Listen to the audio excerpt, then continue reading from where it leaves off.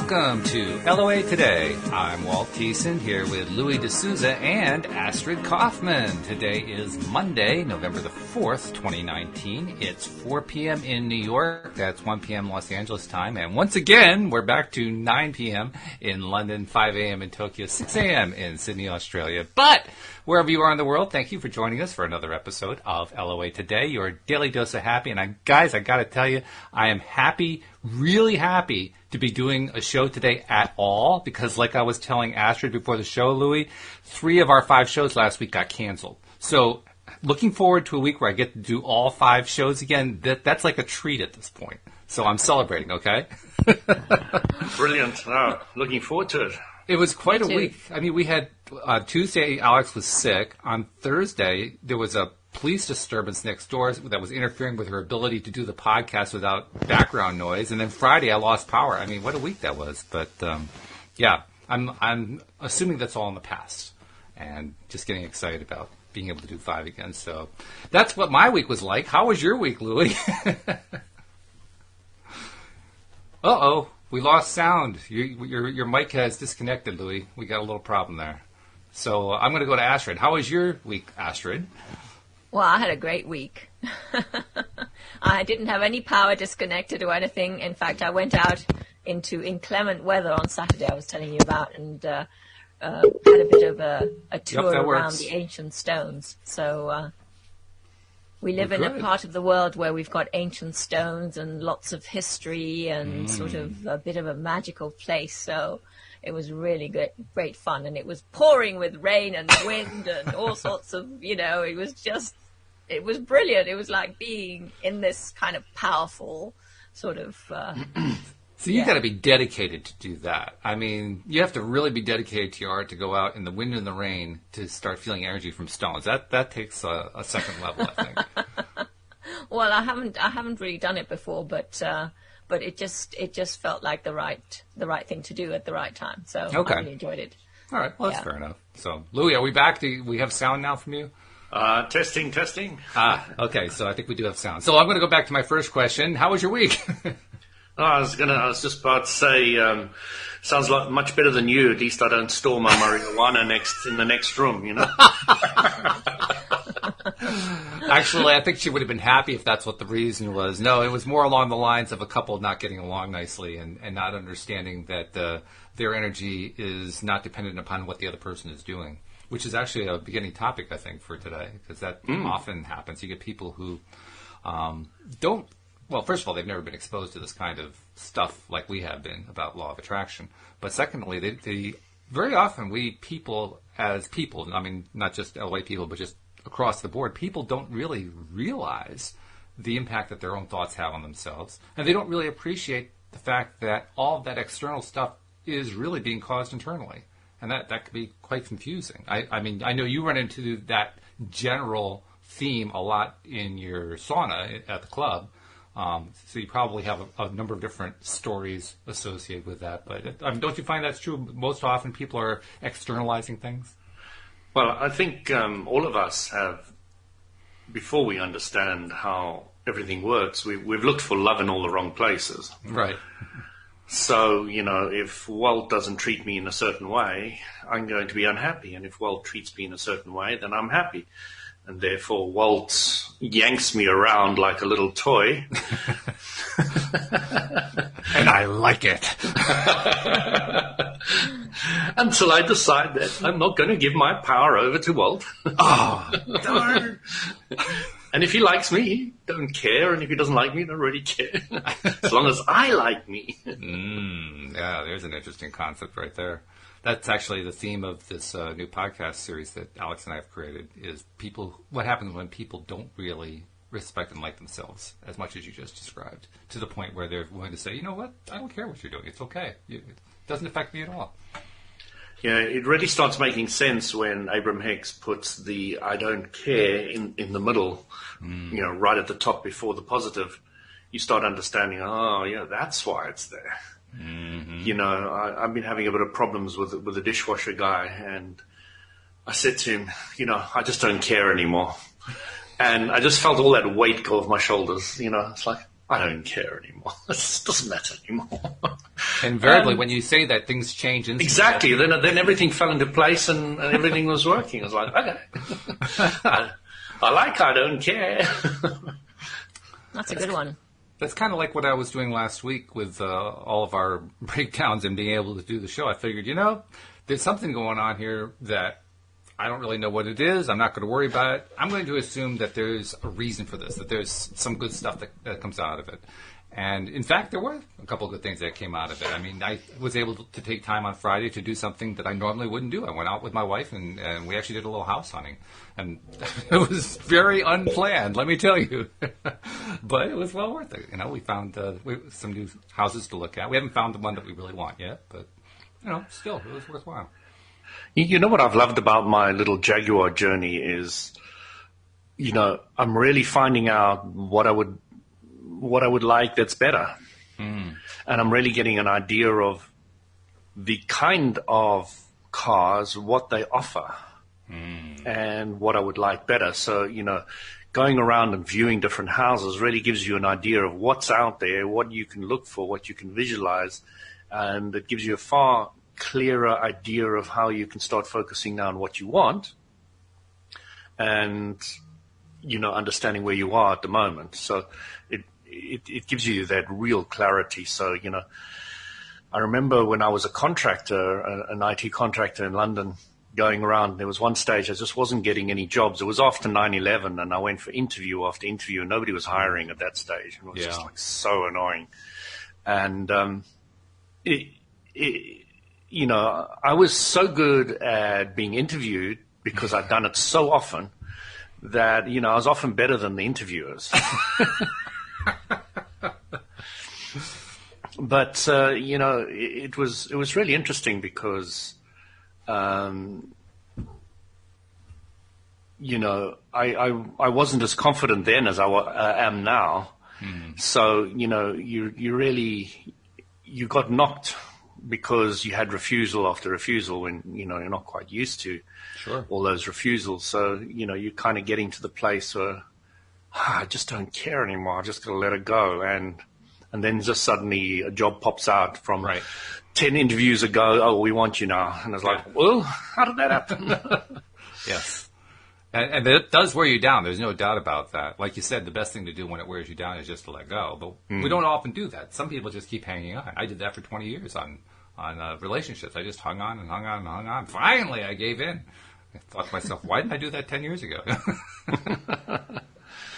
Yeah, I was looking at, the incredible story of when I met my wife and all the rest of it. I've told you all that. And it was really interesting because I'd just come out of a relationship and I was saying to everybody and myself, I don't want another relationship.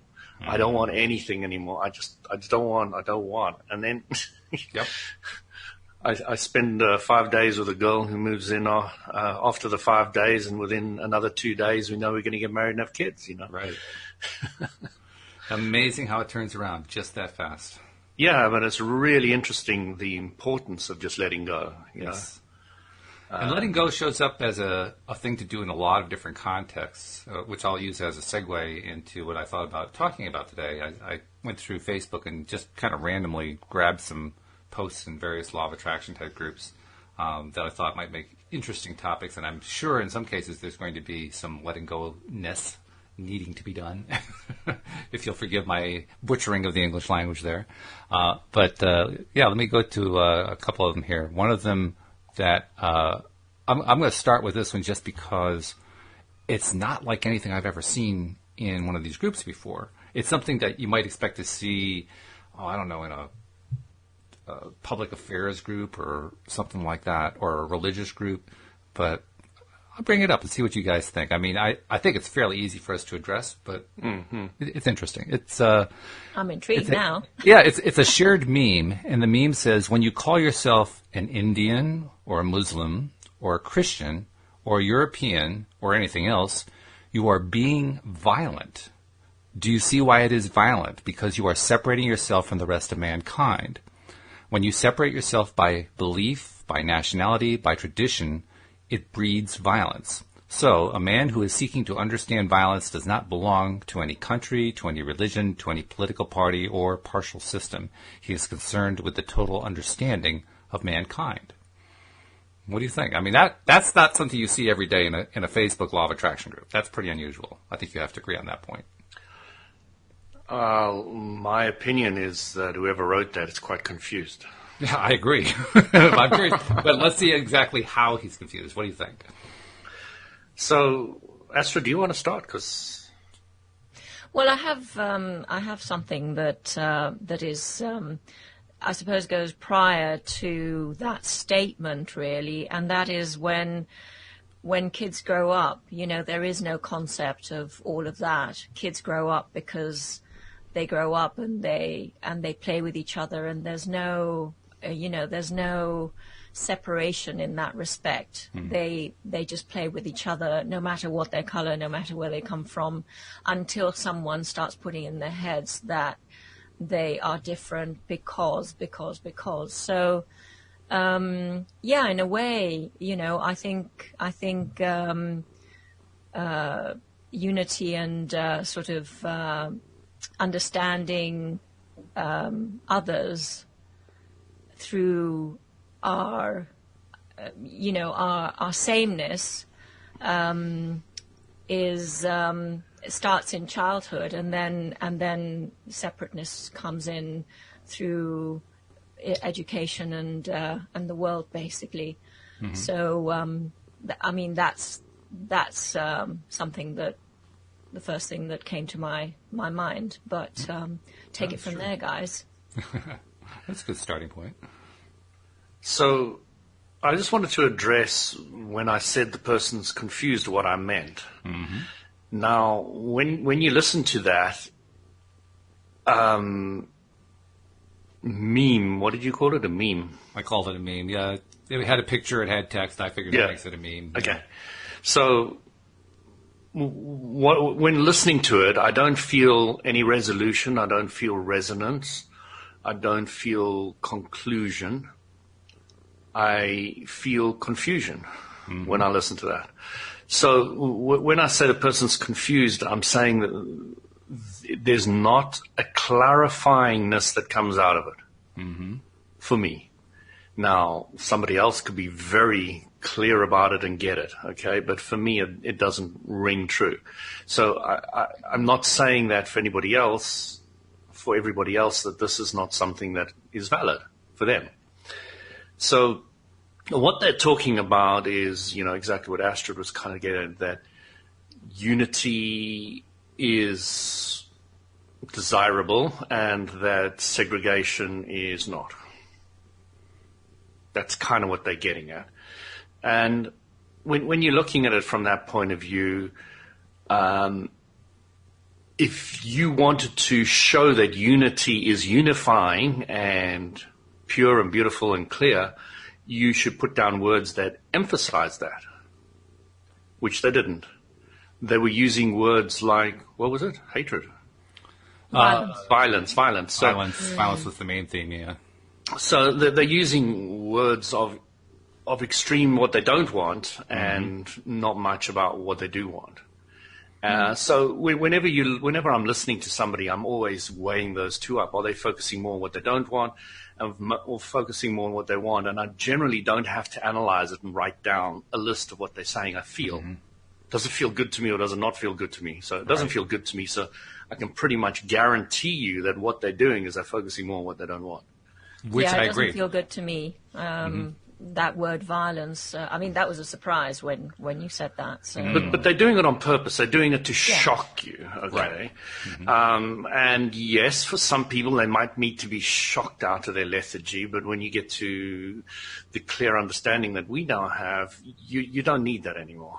It's not a value to us at all. It is actually the opposite of that. Now we now realize that for somebody who's pushing against what they don't want and not flowing towards what they do want with clarity.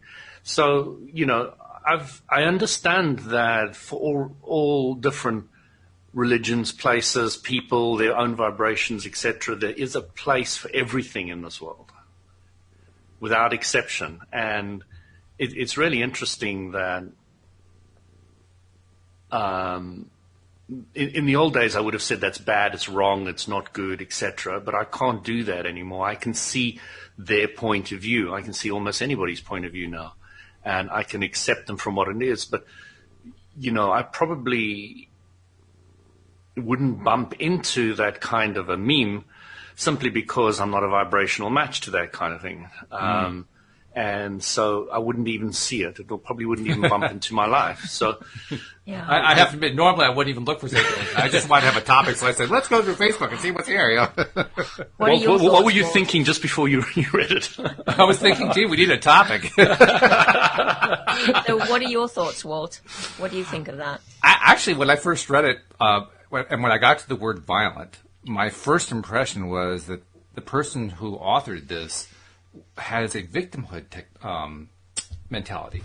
They have a mentality that you can be hurt by what I believe, and I can be hurt by what you believe. That's what the word violence implies. Like, I'm going to be causing harm to you. The video is gone, Walt. Oh, well, yeah, it does that because the cat steps on the screen, but I'll see if I can fix it. Yes, it's more important for her to get to the window than for me to do the podcast. It's nice to know what the priorities are.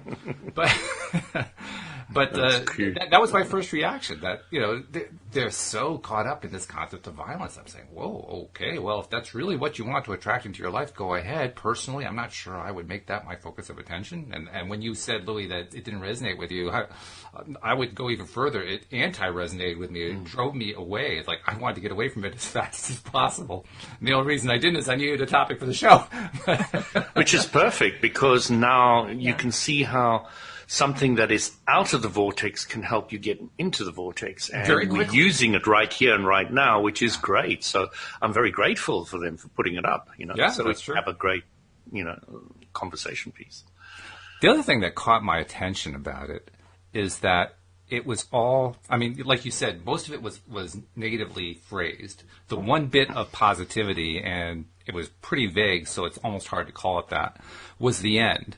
The end was where he said that the person who doesn't belong to parties, religions, all that kind of thing, he is concerned with a total understanding of mankind. So that's what the author of this was saying. That's what's desirable for me. It's desirable for everybody to have that total understanding of mankind. And my first question was, why? I have some understanding of people, and I pride myself in my ability to read people, to understand them, to relate to them as well as I can in a way that's meaningful to them. But why is it important for everybody to have that understanding and have that, presumably, I'm kind of getting from this meme, presumably have the same understanding? What's so important? But fundamentally, Walt, we all want to feel good, don't we? Yes. Wherever we come from. So fundamentally, that is a sameness that we all share, no matter what our color or our background or our political affiliations or whatever. But it might be that there are different things that make us feel good, depending on. By the same token, I would also say there are a lot of people who don't want to feel good. True. So should I therefore be trying to get them to stop feeling that way? No, it's not your business. It's not mine, no. And that's what I thought of when I saw this. It's like, this is, it's almost like, it's kind of a little bit of a passive-aggressive thing. Like, I'm being very gentle and I'm being very understanding by posting this meme, but there's also this little underlying threat that, like, if you don't agree with me, then there's something wrong with you. So Walt, I was thinking, how could we reword it so that we could portray it to the people out there in a LOA way? Okay. So what I was saying, what I like about Abram is they often start a section by saying you're non-physical before you come into this physical universe, and your non-physical takes on a vibrating, interpreting machine, the physical body, and the two together are playing with contrast so that they can expand. Mm-hmm. So once we take that little viewpoint in place, we now realize that the bigger part of us is non-physical, the smaller part of us is physical, and that non-physical part of me equals the non-physical part of you. And that's the oneness which we're seeking. So the important thing for people to understand about that oneness is that it's already there. Mm-hmm. We're already one. And there's to find the unity, you need to start getting to the place of greater clarity that you have a higher self, a spiritual part of you, a non-physical part of you that is always with you. And once you get to that and understand that with greater clarity, you really start getting the oneness aspect of us all. Yeah, that's true. It's an entirely different sense of oneness from what this author meant and what most people think about when they think about the concept of oneness.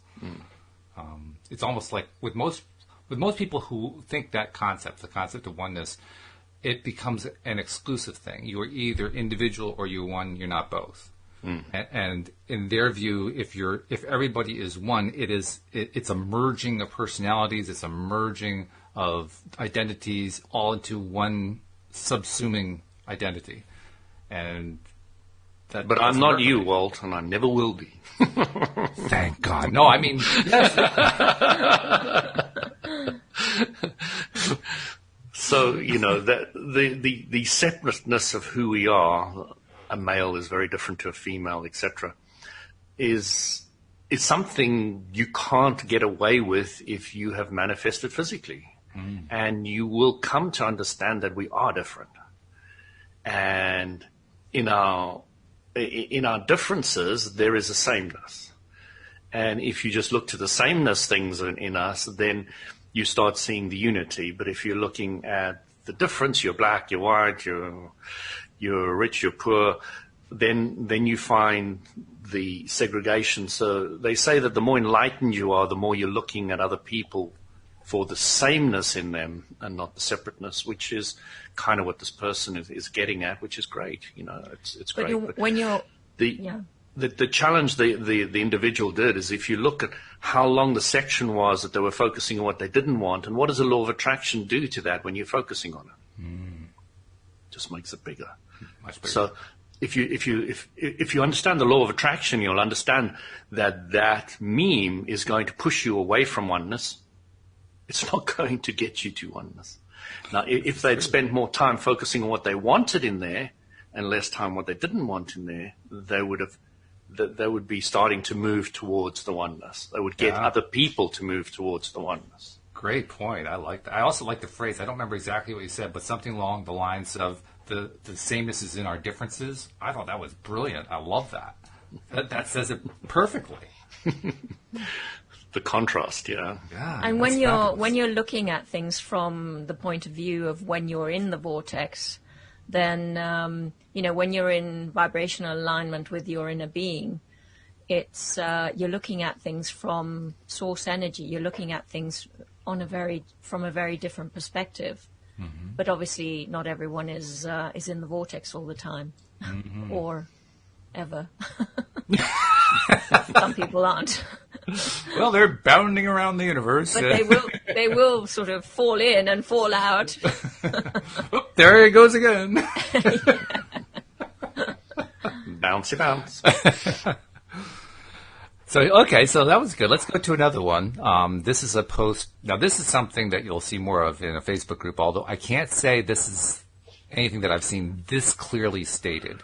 And I'll just read it because it's short. The person posts, "How do I use the law of attraction to stop drinking? I drink 4 times a week to the point of blackout, and I definitely drink when stressed. I just need to stop, and I know I can. What are some good affirmations?" she asks.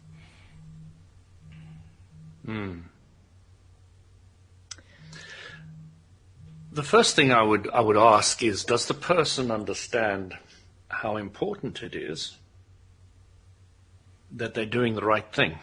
Do they understand that getting blindly drunk is the right thing for them at the time? Whew, there's a hard one, hey? Yeah, it is. That's not one you normally hear when you go to an AA group. No. No. No, it's only this crazy LOA guy who's rubbish.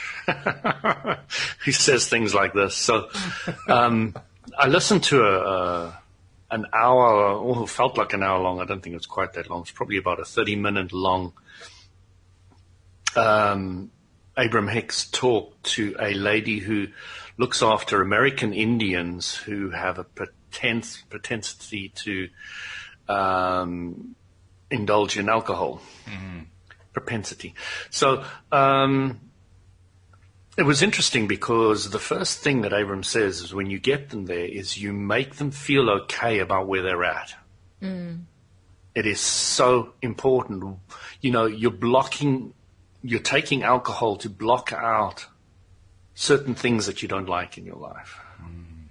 You know, are you really aware of that? Are you understanding how important it is? Because it brings relief and release, maybe even temporarily, but it brings relief and release. Okay, it has other problems with it, but it brings relief and release. That is why you're doing it. Yeah. Are you clear that it's okay, that what you're doing is you're automatically protecting yourself, you're getting some relief and release to get into a balanced place? That is not working very well to you because there's side effects, but you're doing it for the right reasons to get relief and release. And it's really difficult to get people to fully grasp that because it's a very important standing point for you to bounce forward to understand how to move out of that. Because if you can't accept where you're at, if it's so wrong and bad, you've got to deal with wrong and bad all the time before you can move forward. Excellent point. I love it. I love all the points that you made there. And so you've now amplified and solidified this ground base rule that it's okay where you're at. All right, it's okay, and you're doing it because it's the best thing you know how to do at this moment in time. All right. So now you go out and you ask for help, like this guy's done in the group. So you now say, please guys, help me. I want to know what I should do. So they are thinking immediately that affirmations may help them. All right. Well, so she was actually thinking it. The poster was saying that. She figured, okay, an affirmation is what I need. The poster.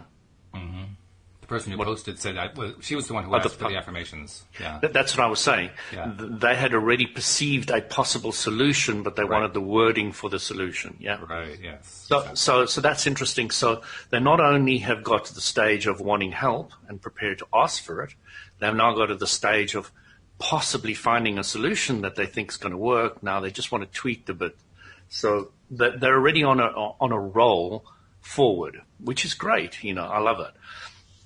So there was a bit of pain in the beginning saying about their current condition, about how it manifests, etc., and what happens, and all the rest of it. So they pointed out the pain, they pointed out a possible solution. So the important thing in the beginning is to get them to, as I say, to understand where they're at and to understand that it's okay and that they're doing the best thing they can at that moment.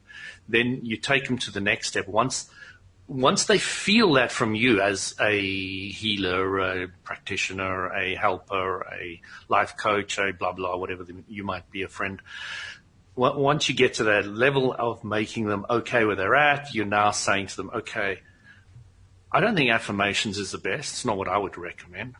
My first recommendation with them is let me explain a little bit about the law of attraction. Do you understand that when you focus on what you don't want, it gets bigger? You focus on what you do want, it gets bigger. And it's a great basis, a basic premise for people to make and jump forward. It's very, very, very basic. So when you say no to something, I don't want any more alcohol, you're going to get more of it. So let's leave that alone for a while and let's say, what do you want? Okay, so I'd like a little more clarity in my life, a little more focus. I'd like maybe a car, whatever it is. Okay, let's start focusing on what you want. Write down a list. And then you said you wanted to make an affirmation. Wouldn't it be nice if, bring that in, I could, I would be whatever those things that you put on the wanted column is. So, and you get them to start focusing a little more on that, making sure they're very happy where they're at. Focusing a little more on that, happy where they're at. And so you get them to be grateful for where they're at and then focus on where they're going, grateful for where they're at. And slowly but surely you just build them up like that. And, it's really a step-by-step process. And Abraham Hicks brought in a lot more steps than I've done here. but it's fascinating because you go from focusly negative, generally positive, focusly positive. So you build them up to scale. And, use that emotional guidance scale to see where they're at, and then just take them to the next level, and just focus on things on that level and build them up. Do a focus wheel with them. I would recommend a focus wheel. A lot of people haven't even heard of focus wheels and know what they are. So it's in the book Ask and It Is Given. There are lots of processes that one can do. Basically, you draw a circle, draw 1 to 12 like a clock, and outside the circle, you can say is outside the vortex, which means is where you're unhappy. I'm an alcoholic. Inside the circle, wouldn't it be nice if I was clear and happy? Okay, so that would be in the center, and then you take number 1 is, wouldn't it be nice if I just drank a bit less? Does that feel okay to you? Does it feel like something you can possibly do? Then that's what you write down, and then slowly you build up the vibration of everything until you can get to the final one. So it's going out of the vortex, round into the vortex in the middle.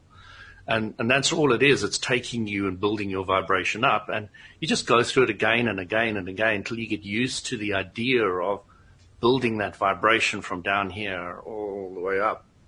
And it's a very simple process, but it's extremely effective for some people. Now, some people like me, I don't like writing anything down. Never works for me. So Jinshin's good for me. Here's older finger.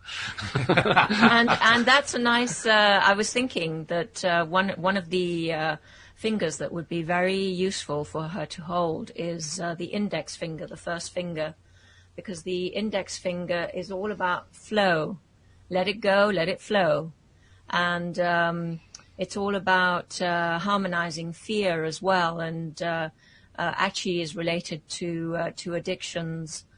So changing that pattern, changing that energy, you could just start by holding the index finger. Really, really powerful.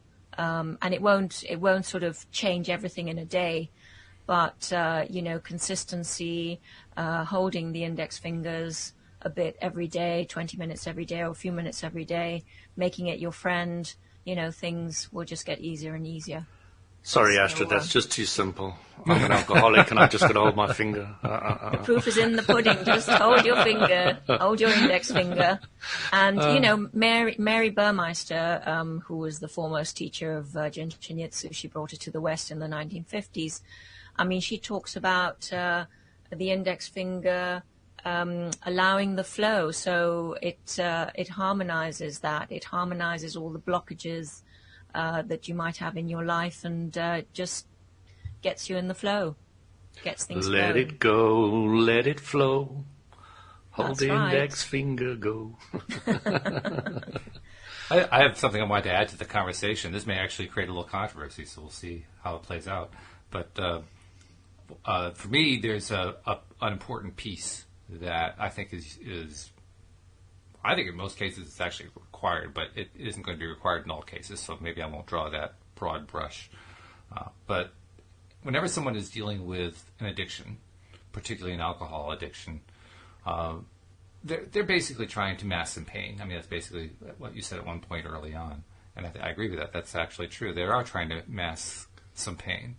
And the thing about an addiction is, the word addiction in my mind means that the pattern is so built up, the momentum of it has been built up to such a large level that even if we start trying to direct our attention over to, well, I want a new car, or I want a house, or I want a new relationship, or something like that, we still find that the tapes, as they're often called, that subconscious mind keeps bringing us back to the source of the pain because so much momentum has been built up over it. So from my perspective, whenever I'm trying to help somebody like that, I'm trying to get them to answer the question, what would you prefer to have as a resolution instead of the pain? Where would you like it to go instead of being painful? If you could kind of rework, if you just kind of wave a magic wand and the whole relationship or boss issue or money issue or whatever it is that is creating this pain for you to such a great degree that you want to drown it in alcohol, whatever that thing is, what would you like it to be instead? Because in that way, they now are in a way they're confronting. I mean, the first thing you said was to kind of embrace it. That's my words, not your words. But you were kind of embracing the fact that, yes, that was the right thing for me to do at this point. To me, the next step after that is, okay, now that I've embraced it, what do I want instead of that experience? What's the different experience that I want? And I find that, yes, if the person has trouble getting there, they have trouble facing it, they have trouble coming up with it, then sure, go the roundabout route of, well, I'd like a new car, I'd like a new house, I'd like a new relationship, whatever. But at some point, I think you have to actually go head on with whatever that source of pain is and say, what do I want instead of what causes that pain for me? Because until you go there, you really can't change that pattern that I can see. Mm-hmm. Do you need to change the pattern? So going back to the old story of the glass of water that's dirty. Now, if you keep on pouring clean water in, what's going to happen? And you let it spill over the top, what's going to happen to the water eventually after continually filling it up with clean water? You're leading to the idea that eventually it's going to clean up the glass. You're going to get clean water, and pretty much clean water. It's going to have almost no dirt in it anymore. Mm-hmm. Yeah. So you do not have to go and dig the dirt out of the glass to get rid of it. You don't have to face it head on. Mm-hmm. You just have to keep on focusing on what you want, keep on focusing on what you want, keep on focusing on what you want. That'll put clean water in. Mm-hmm. And eventually the magnitude of what you've pointed out, Walt, which is the thought of what you don't want again and again and again, which has got so much momentum, which is driving you forward to drink some more, is not there anymore because you're now only focused on where you want. And because you focus on where you want, the universal law of attraction is going to expand it and you're going to move forward out of that, not because you're pushing against it anymore or looking at it or trying to rip it out or do anything like that, but because the momentum is now in the other direction. And since I understood that concept, I've never recommended to anybody that they look at something head on or dive directly into it or any of that. So it can work, but it's very difficult to dive in and look at something without looking at the negativity of it. It's practically impossible. And there's nothing wrong with seeing the negativity, I don't think. I think that there is if you stay there for any amount of time. Well, I would argue that the same thing is true if you're going about it the roundabout route, because if this is such a built-up pattern, a pattern of momentum that has gotten so large, yeah, you can be directing your attention over there, and you're constantly going to be drawn back to this thing over here, because that pattern of momentum is so big. And people run into this all the time. I think that's what the real meaning of an addiction is. An addiction is something that's built up so big that people feel like they're powerless. They really aren't. But they feel like they're powerless because every time they try to go over here, they get pulled right back over here. And your solution is? My solution is stop feeling powerless by recognizing the control that you have had all along. You created this. If you create it, that means you can uncreate it. You can uncreate it by changing over to what you want instead. Okay. Now, you can, but I think actually there's room for both approaches, to be perfectly honest. I think that there are certain situations where it's much more effective, I would say, to go the roundabout route. I think that there are other situations where there's so much momentum built up, you can go the roundabout route and basically fail because you never stick it out long enough for the momentum to change because you just keep coming back here and say, okay, well, I'm just going to focus here. Because every time I go over there, I come back over here. In the short term, you can.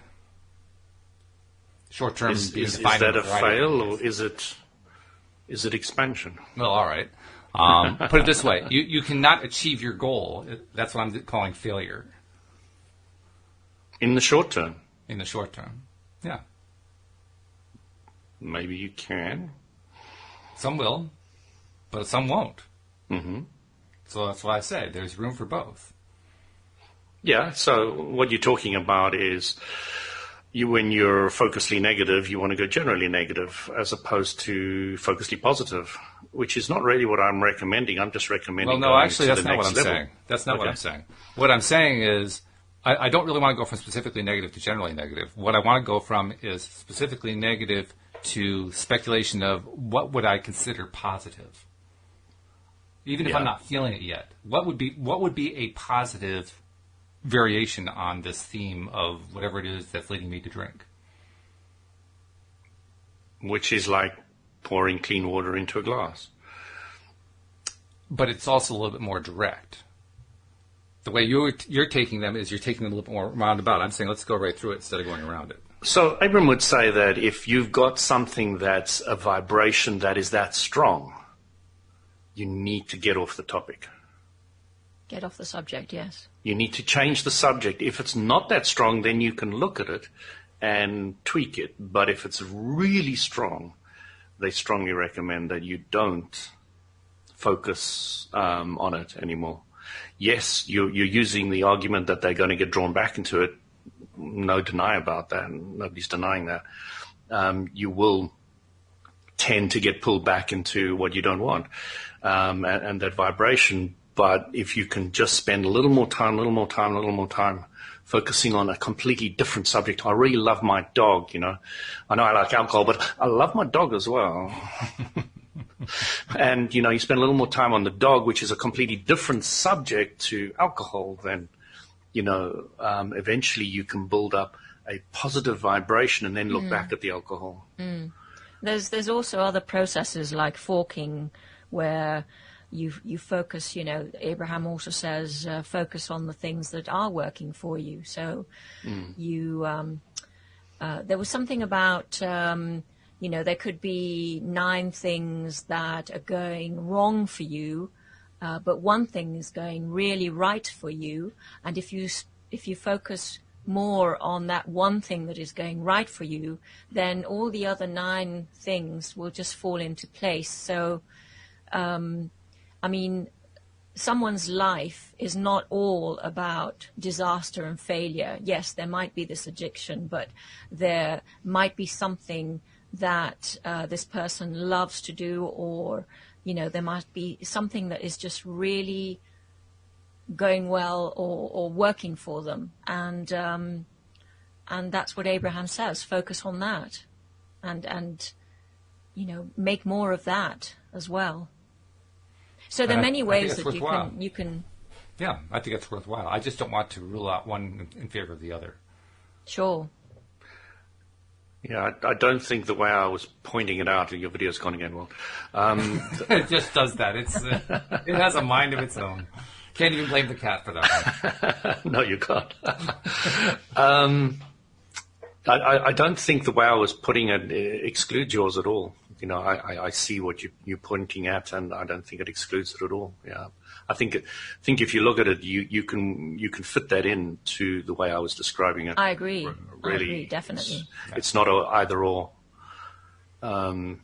situation. But I think there's a particular time when the person is ready to sort of tackle something directly, maybe in the beginning it's not the right way to go, and then there is a time when the vibration has raised to a degree that you can look back at it more impartially and look at it directly or whatever, with less active vibration on that subject, with less negative active vibration on that subject. Then you're now, instead of looking at it from down there, you're now looking at it from over there, and then you can, well, that makes sense. I can get it coming up like that because I'm now looking at it from a different vibrational level. Mm-hmm. And, sleep is very good if somebody wants to... That's true. Not passing out, but sleeping. And not quite the same thing. Don't pass out now.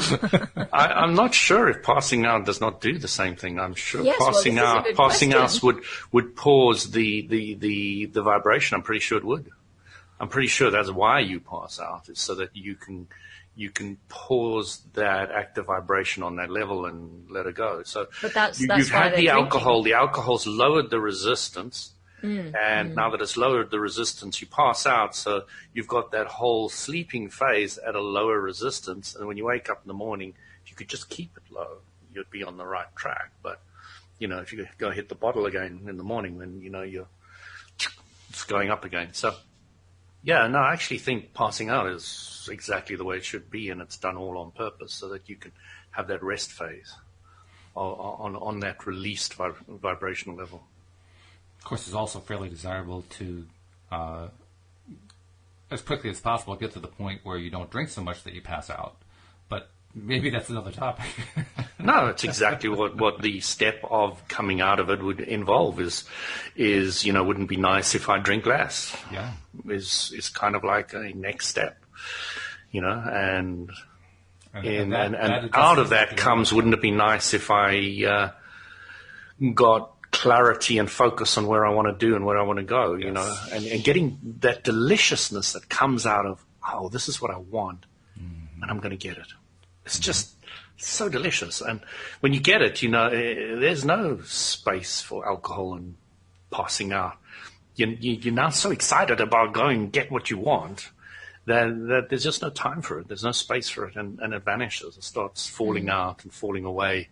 And your focus is now on, oh, I'm going to do this and I'm going to get this and I want that. And, even if it's a small thing like a pencil or somebody give you a cup of coffee or something, just small manifestations, go for them and just say, wouldn't it be nice? Wouldn't it be nice? Wouldn't it be nice? And then, and just working your way up the emotional guidance scale, I think that's for me, because addiction is a big label, and it's very difficult. It's like depression, when you meet someone who's in the depths of this kind of situation, it's so difficult to understand what they're going through to a certain extent. But I think when you take things in small increments and small steps, I think the emotional guidance scale is just a wonderful way to start the process, taking that first step and just taking that little step up the ladder to the next rung and to the next rung and to the next rung. And then if you fall back, but it's I think the starting point is the awareness of how does this make me feel? How do I feel when I'm maybe before I'm getting drunk, or while I'm getting drunk, or after I'm getting drunk? Why am I doing it? It's an awareness. And if you can start that awareness with a small step, then that's all that's required in the beginning. Because otherwise it's such a big, overwhelming, thing. It is. Overwhelming being the operative word. In fact, I think that there's a big clue in the way it was worded.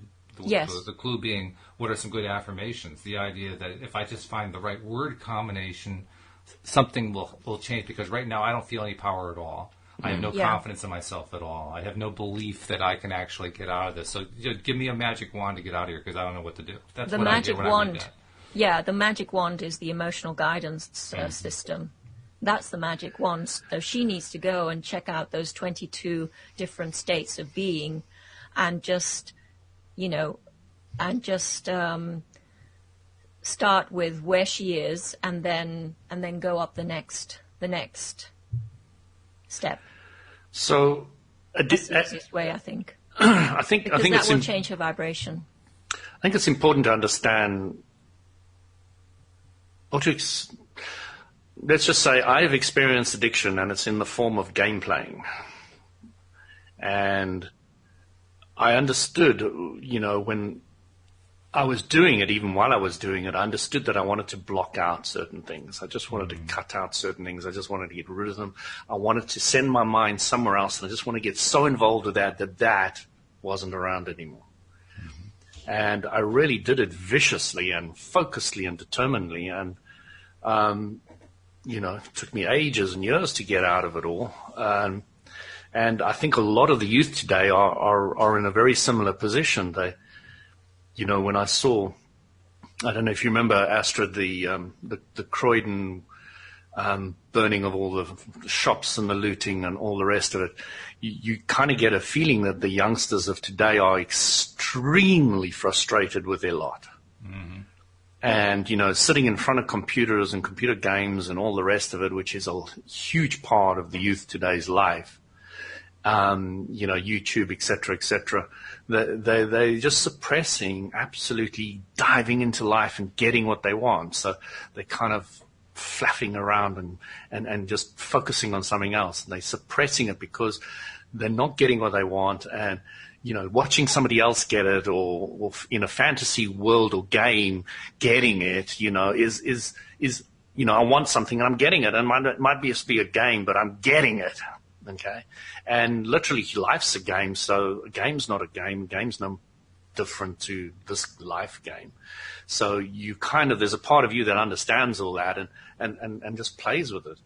And there's a huge amount of satisfaction in games because they start you off small and then they make it a bit harder and harder and harder, and then you get so good that you become one of the big shots and you're leading the groups and all the rest of it, and you feel that sense of power which you can't feel in your life anymore.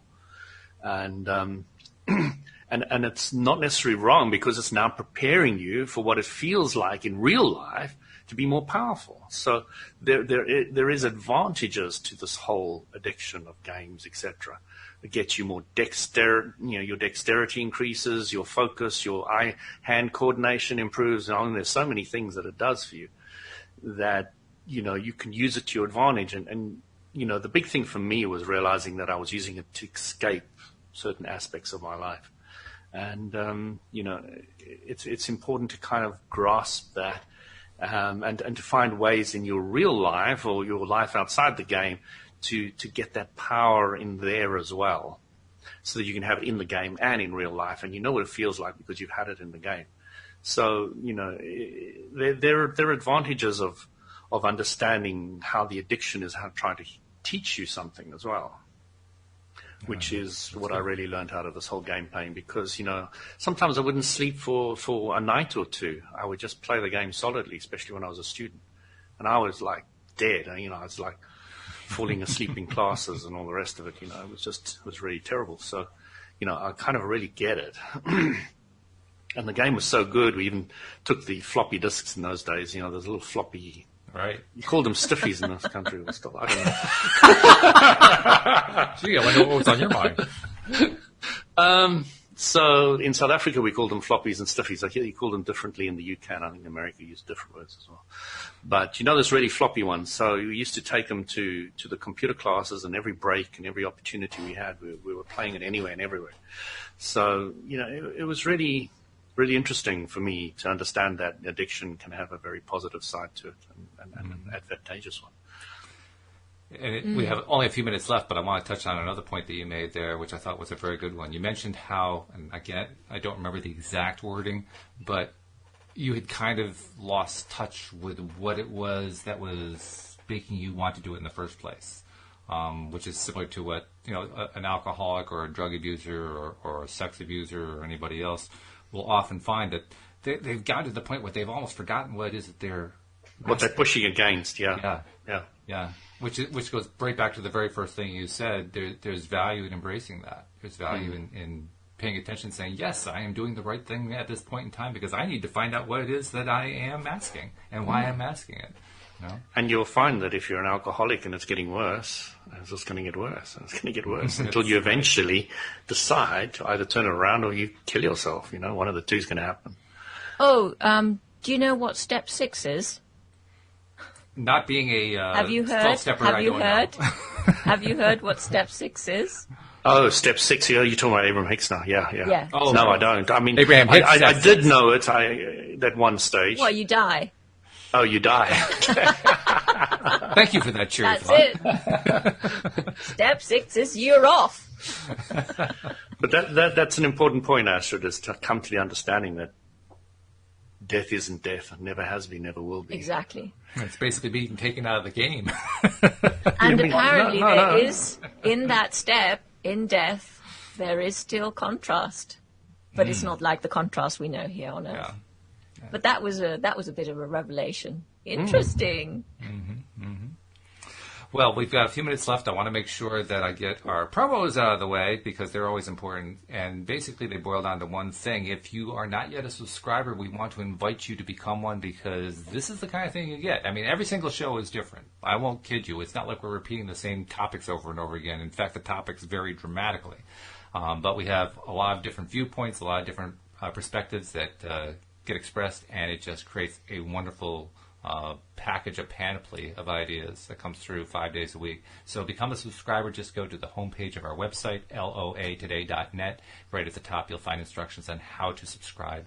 And also feel free to check us out on YouTube, because when we record these, we live stream the recording to YouTube at the same moment. In fact, Jeffrey and Jenny have been typing along with us here, sharing some of their insights to what we were talking about, and you can be a part of that too. So find us on YouTube. Just do a search for LOA Today Podcast Videos. Do a little click of the subscribe button. Click the little bell so you can be notified whenever we are live. And join us every time that we're live, which is basically 5 days a week, Monday through Friday at 4 p.m. New York time. So, just do a little calculation. Go to Google if you aren't sure how to do the time change. Just say, what time is it in New York right now, and that'll tell you. But, feel free to join us on the live stream as well. And we'd love having you. By the way, guys, I was one of the reasons I was a little bit frustrated by all the lost shows last week is because our numbers are up. And I'm saying, no, don't stop giving people content when the numbers are up. But the numbers are up. It's really exciting. We are now, right now, well, up until last week when we lost 3 shows, we were averaging over 400 listeners per episode. So we're definitely growing. And a lot of that's because of the efforts that you guys make helping out on Mondays. So thank you very much. Yeah, thank you, Walt. And carpe diem to everybody. Seize the day, and catch up with you next week. Oh, yeah, absolutely. And Astrid, I haven't really asked you this before, but I want to ask you now, because you're almost like an informal regular here. So I'm going to ask you formally, do you want to be a regular on Mondays? I'd love to be a regular on Mondays. Oh, all right. See, there's a very important point here, because if you're going to do this, I've got to make sure I include your picture in the promos, because it's going to be 3 instead of 2, and I got to let everybody know, well, Astrid's going to be there too. So that's why I have to ask this. Well, thank you for asking. Oh, glad to have you. I do enjoy the discussion. It's really, really great. It is. Jeffrey made an interesting point. He says, I appreciate intellectual and respectful conversation. And when that's a key portion. I think it's very important. The respectful side basically means that we are all of us focused more on what we like and prefer rather than on making somebody else wrong. Absolutely. It's an important point. I agree with him. Yeah, because if you're spending all your time trying to make somebody else wrong, all you end up being is wrong. It's very frustrating. I can attest to that, because I spent many, many years trying to be wrong and make other people wrong, and I succeeded. And then everything's just wrong, and you didn't understand why you didn't feel good about it all. I was so frustrated beyond belief. It was crazy. But no, it's all good. So thank you, guys. Before we go, any last-minute tidbits of advice for somebody who does want to, maybe they're dealing with an addiction, maybe they're dealing with something that they're finding to be a difficult momentum. I mean, I want to go up to each one of you and say, what's the one thing that you would say, focus on this, do this? I'd say go small, little steps. Mm-hmm. Just take that first little step, whatever feels good for you. And, and then that will grow. That's good. I like that. Louis, how about you? Mine is simply, please, guys, just get a grasp of the law of attraction, understand how it works. It can change your life. Which will probably take you, years, because I know it's taken me years. I've learned so much, and I feel like, my God, I have so much more to go on this very, very simple concept. How can that possibly be? But then again, it gives me a podcast to do, so.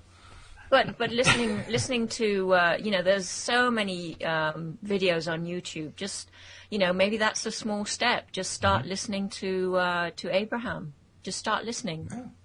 When you want to listen to Abraham, guys, please just start with the official Abraham channel and start at the beginning, just so you understand. Because if you go back, you go straight into the hundreds of cuts, videos that they've got out there, millions, I would say millions. You will get to feel good, but you don't necessarily understand it. Yeah, that's true. Yeah, you want to go to the source. Yeah.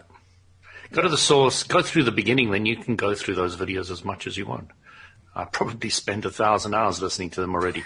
But I started I didn't start at the beginning. I started with the videos that they have in general, felt good, and saw bits and pieces. But then once I went to the Law of Attraction book and started from the beginning, I was like, oh my gosh, I didn't understand this, I didn't understand this, I didn't understand this. All the pieces fell together, so I strongly recommend that. Yeah, I agree on the book. The Law of Attraction, the basics of the teachings of Abraham, is the primer on Law of Attraction. It's the place to start. And if you haven't read it, read it. And if you have read it, read it again. Because it's Yeah. So, very good. Well, thank you, guys. Appreciate all your commentary. Yeah, thank you, Walt. Wonderful insights. Thank you, Really Walt. good. Thank Thanks you, to our Louis. live streamers. Thanks to our Thanks, podcast Astrid, listeners yeah. as well. We'll see you all next time here on LOA Today. Goodbye, everybody.